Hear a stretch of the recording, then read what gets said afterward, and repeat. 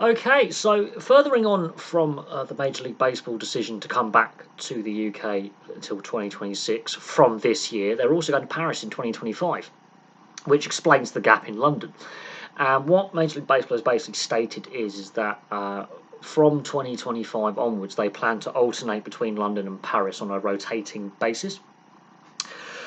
What is also interesting is in 2025, France was meant to host the Rugby League World Cup, which they have now, in the last 24 hours, withdrawn from doing so, citing cost issues and the lack of government support in hosting the tournament.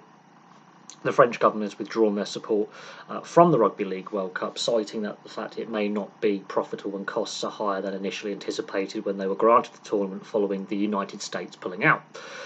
Now, it's going to be interesting to see how Major League Baseball does in London this year and next year, and whether they commit to a long-term plan past 2026, 2027, because the London Series agreement on their World Series strategy ends in 2026, and this will be their first dipping the toe in the water with France. So it's going to be very interesting to see how things work out over the next 3 to 4 years.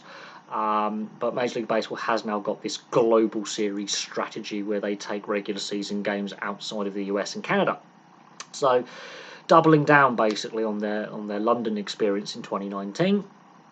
There were some, obviously, as I've mentioned before, issues with the 2019 series that I think Major League Baseball need to learn from, and hopefully they get right going forward, like ticket price, the host broadcasting rights, and making sure as many locals as possible, or as many residents locally as possible, who live in, let's say, London or Paris or France or the UK, are the majority of fans in the stadium. Yes, I know 70% of fans in 2019 at both games were from the UK or UK residents, but still 30% were overseas tourists, mostly American.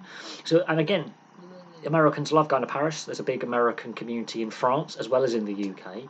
So I will expect a fair percentage of fans in attendance in Paris in 2025 to be American citizens.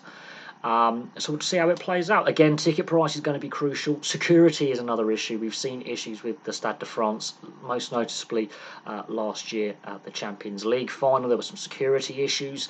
The Saint-Denis district of Paris, which is on the outskirts of the main Paris metropolitan region, does have a high crime rate. There is issues with gangs and crime, and tourists generally are the victims of said crime with pickpockets. So security has been a concern with the stadium before, and the location it is.